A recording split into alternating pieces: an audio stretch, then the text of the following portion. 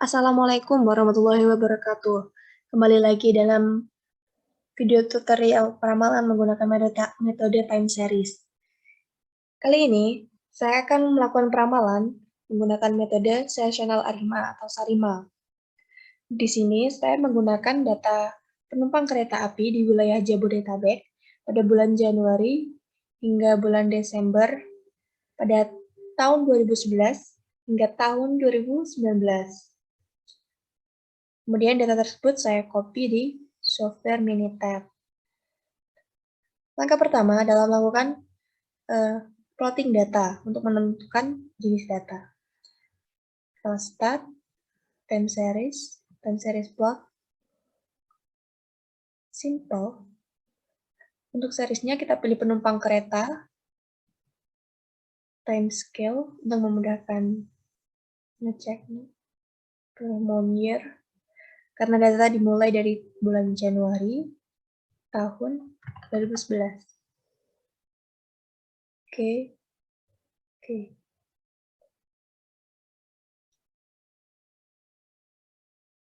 Nah, terlihat bahwa data mengalami peningkatan dan penurunan pada suatu waktu tertentu.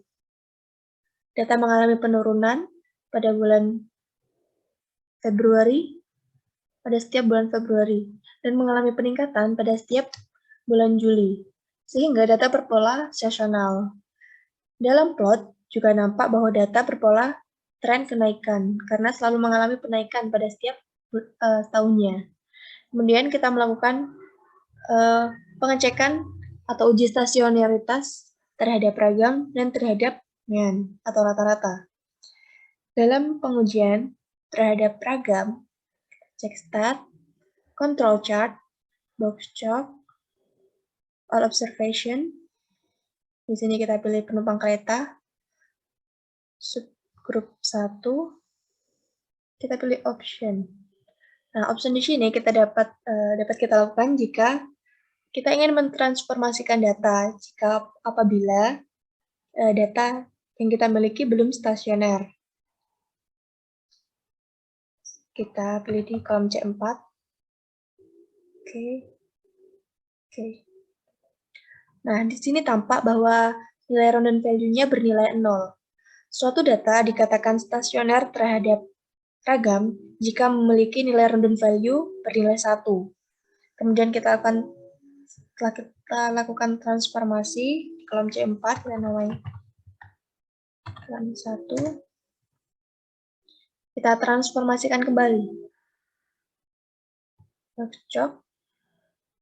Ini kita pilih trans 1, subgroup 1 option. Di kolom, kita store di kolom C5. Oke. Nah, di sini nampak bahwa nilai random value-nya bernilai 2. Jadi, data belum stasioner. Ini untuk trans 2. Dan kita stasioner kembali. Control chart, box chart. Kita pilih trans 2. Option. Kita store di kolom C6. Oke. Nah, nampak bahwa data memiliki nilai random value bernilai 1, sehingga dapat dikatakan bahwa data telah stasioner terhadap ragam. Kemudian kita lakukan pengujian terhadap stasionaritas data terhadap terhadap mean atau rata-rata. Start. Dalam pengecekan uji stasionaritas terhadap mean, kita dapat lakukan dengan melihat kolom atau tabel plot autocorrelation. Kita pilih trans 2. Oke. Nampak bahwa data belum stasionaritas terhadap mean, karena 3 leg pertama berada di luar garis selang kepercayaan ini. Sehingga kita perlu melakukan differencing terhadap data. Pilih start, time series, difference, kita pilih trans 2. Kita akan store di kolom C7. Untuk lag-nya kita pilih 1 karena data tersebut, karena kita akan melakukan pengecekan terhadap stasionaritas data yang non-musimannya. Oke. Kita nama if. Kemudian kita lakukan pengecekan kembali. Time series atau correlation. Di sini kita pilih diff. Oke. Nampak bahwa data telah stasioner terhadap main karena 3 leg pertama berada di dalam batas kendali. Kemudian kita store, kita lakukan pengecekan partial autocorrelation. Kan diff. Oke.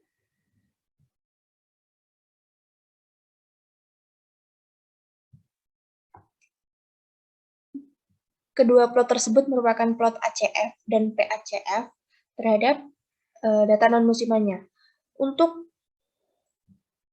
plot ACF, terlihat bahwa data tidak stasioner dalam musiman, karena data melebihi batas kendali pada leg 12, leg 24, dan seterusnya.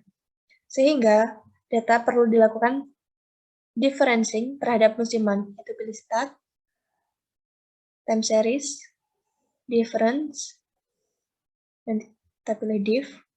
Kita store di kolom 8. Kemudian leg-nya 12 karena leg musiman. Oke. Nah, kita pilih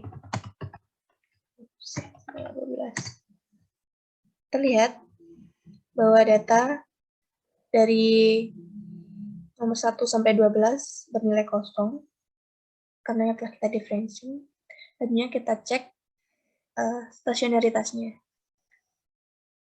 Time series, autocorrelation, diff seas. Oke. ACF-nya.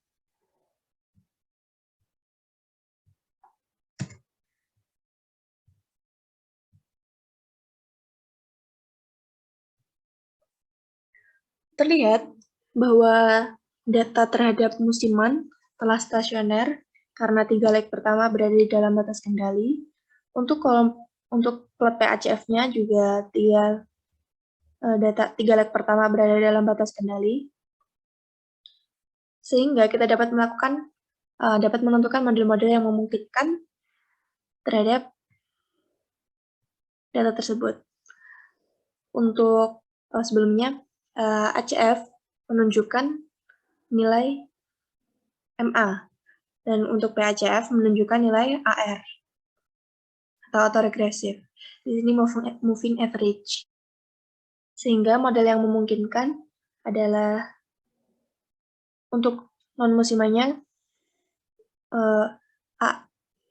AR-nya 1, differencing terhadap terhadap non-musiman tadi 1 kali, sehingga 1, MA-nya juga keluar di leg 1 sehingga 1. Jadi untuk model non-musimannya bernilai 1, 1, 1. Selanjutnya untuk model non-musimannya. Terlihat bahwa pada plot ACF keluar pada leg 12, sedangkan pada plot PACF pada leg 12 tidak keluar.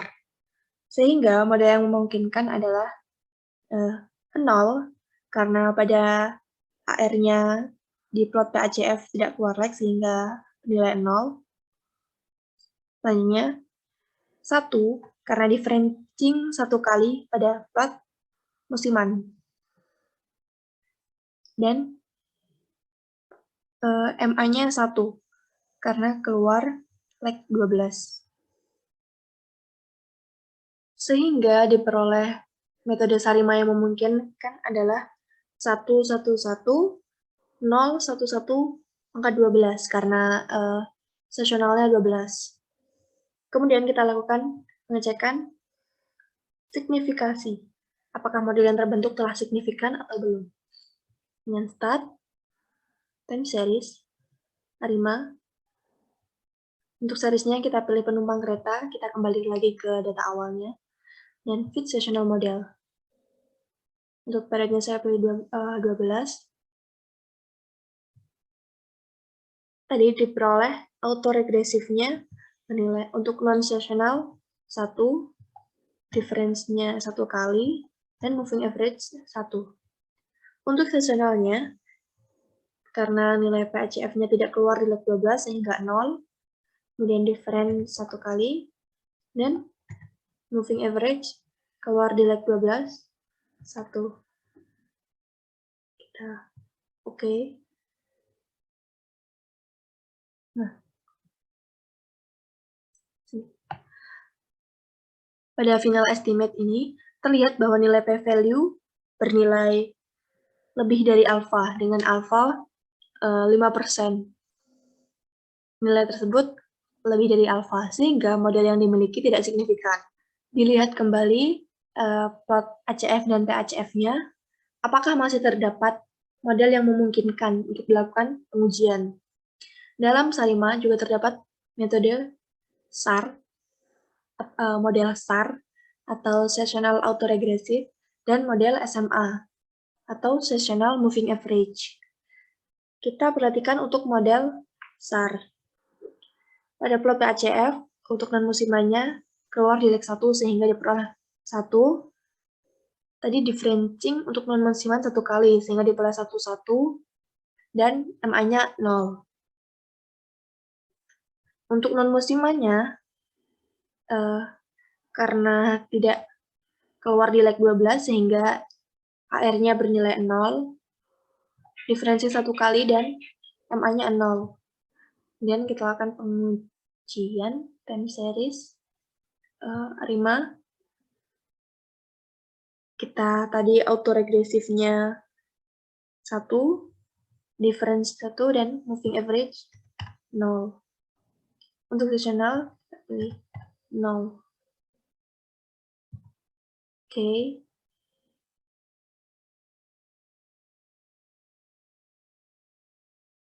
Terlihat bahwa pada model AR, atau ini sama seperti ARIMA biasa ya, model AR signifikan karena nilai p-value-nya bernilai kurang dari alfa.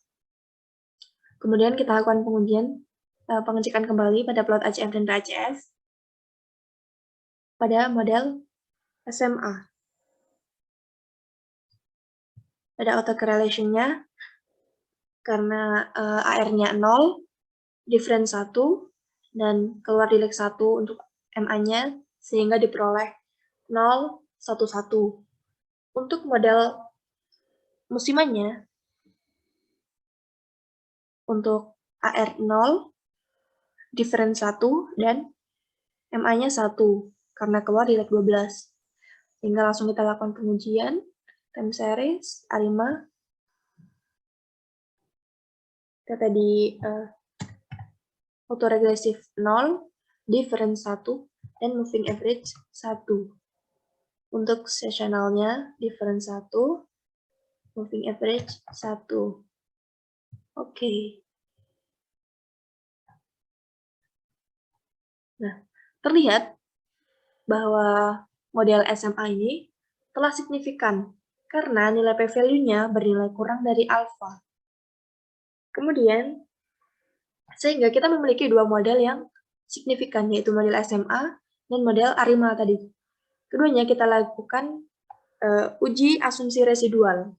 Dalam uji asumsi residual, kita menggunakan uji asumsi residual white noise. Dalam uji asumsi residual white noise, kita lihat pada nilai jukebox ini. Terlihat untuk model SMA, nilai p-value telah bernilai lebih dari alfa. Nilai keempat p-value bernilai lebih dari alfa. Sehingga model SMA telah memenuhi uji asumsi residual white noise. Kemudian untuk model ARIMA, AR, nilai untuk model jukebox nilai p-value juga telah bernilai lebih dari alfa. Sehingga model ARIMA memenuhi uji asumsi residual white noise.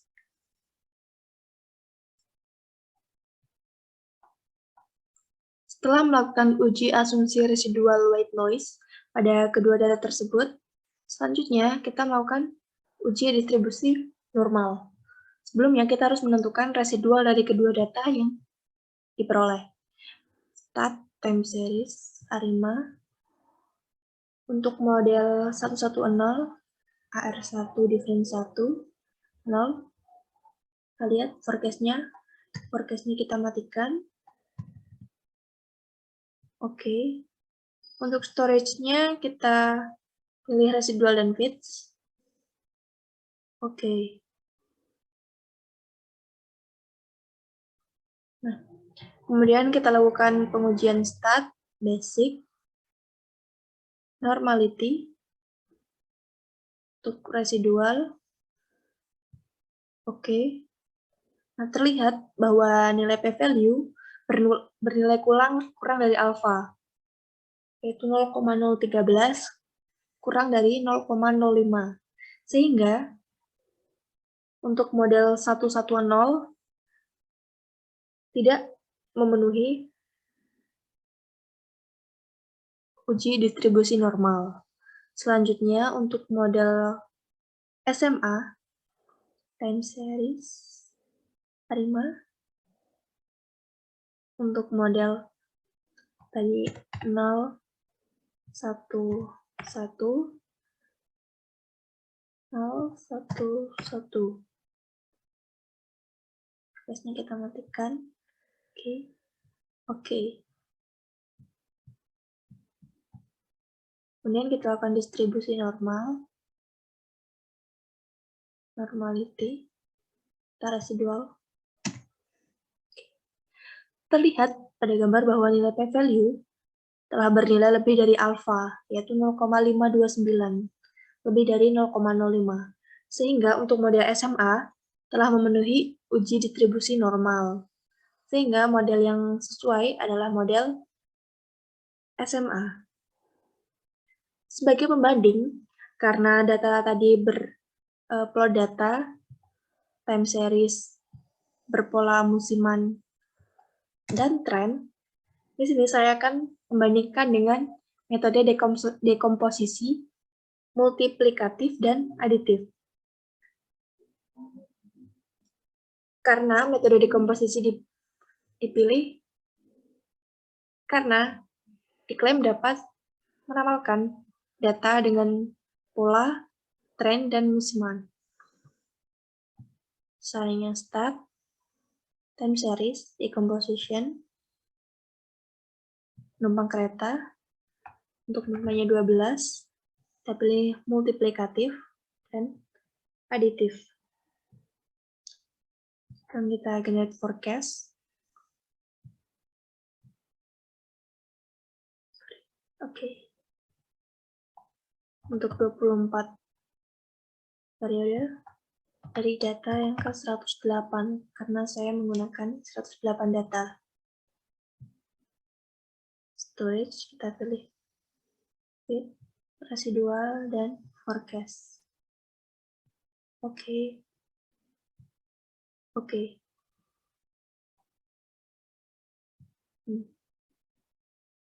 Di sini tampak besar nilai akurasi kesalahan dari data metode dekomposisi multiplikatif.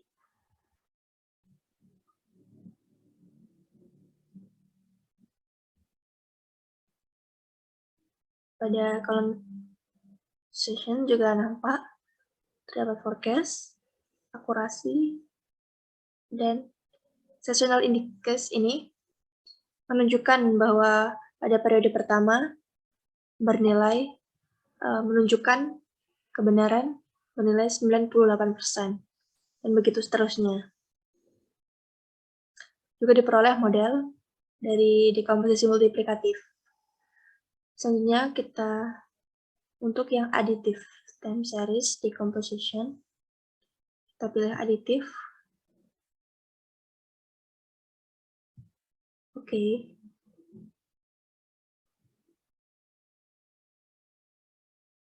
Nah, juga nampak nilai kesalahan dari metode aditif. Nilai kesalahan tersebut kita bandingkan dengan model Sarima tadi, model SAM. Oh, maaf, model SMA. Pada model SMA diperoleh nilai MSE sebesar 101.1103570. Kemudian, untuk model yang multiplikatif diperoleh nilai kesalahan MSE-nya 2594525. Untuk yang aditif 2695485. Sehingga nilai kesalahan yang terkecil berada pada model Sarima tadi. Kemudian kita dapat melakukan peramalan untuk model Sarima ini dengan start, time series, Arima, Makreta untuk model 011011 kita forecast untuk 24/8 di kolom C19. Oke.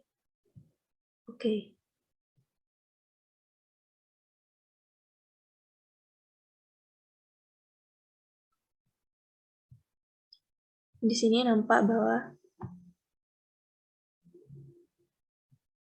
peramalan penumpang kereta api untuk 24 periode yang akan datang atau 2 tahun yang akan datang.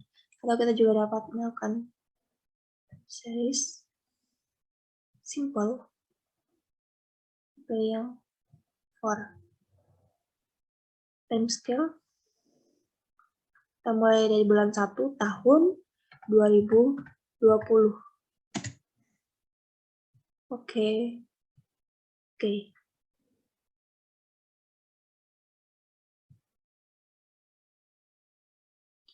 Nah, berikut data hasil peramalan penumpang kereta api wilayah Jabodetabek pada periode Januari 2020 hingga Desember 2021.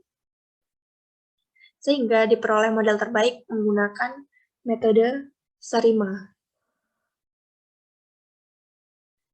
Demikian video tutorial kali ini. Sampai jumpa di video tutorial time series selanjutnya. Assalamualaikum warahmatullahi wabarakatuh.